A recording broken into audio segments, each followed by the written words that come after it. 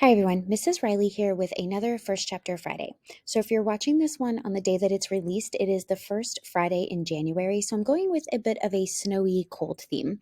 So our First Chapter Friday for this week is going to feature Brian's Winter by Gary Paulsen. Some of you may recognize his name. You can see at the top it mentions the novel Hatchet.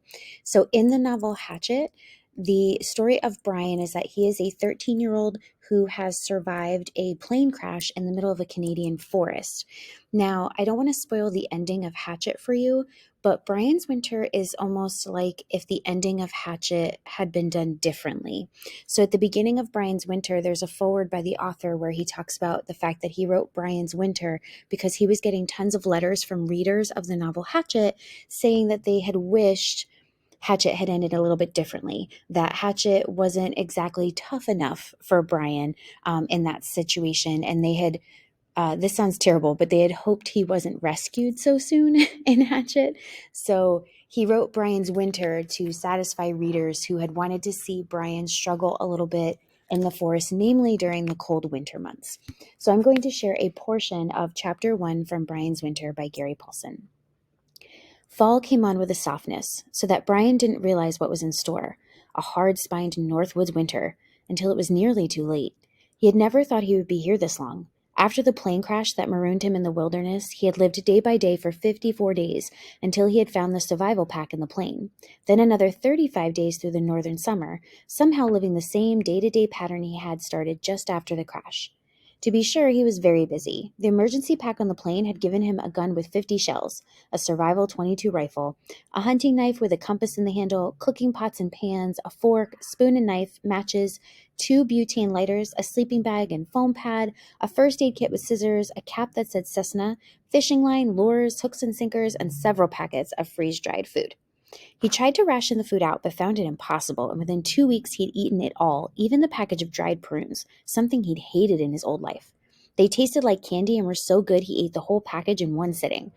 The results were nearly as bad as when he'd glutted on the gut cherries when he first landed. His stomach tied in a knot, and he spent more than an hour at his latrine hole.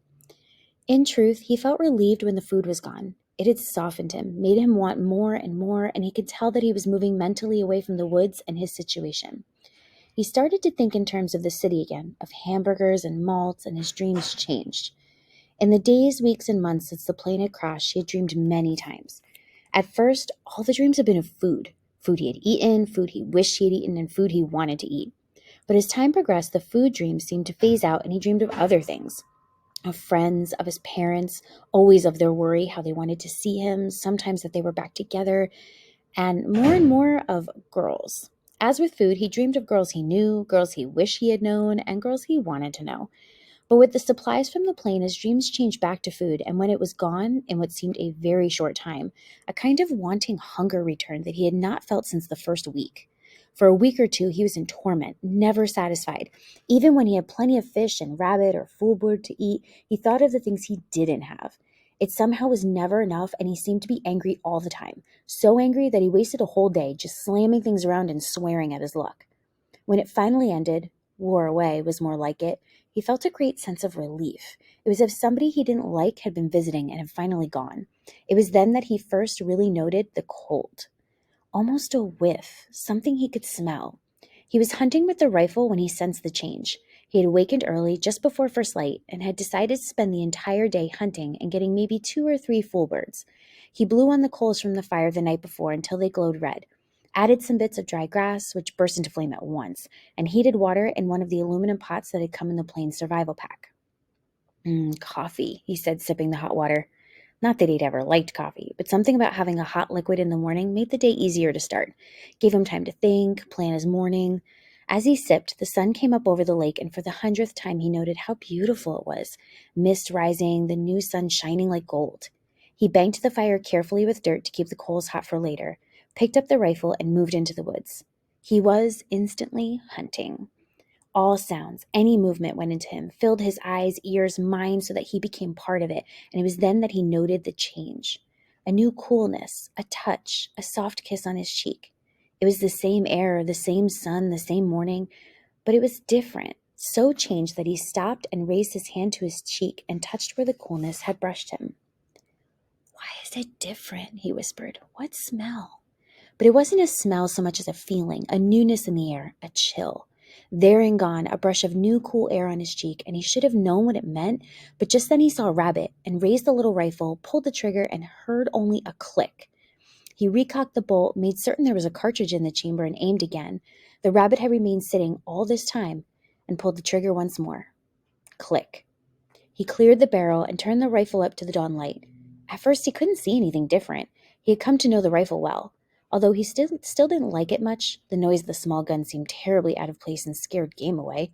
He had to admit it made the shooting of game easier and quicker. He had a limited number of shells and realized they would not last forever, but he still had come to depend on the rifle. Finally, as he pulled the bolt back to get light on the action, he saw it.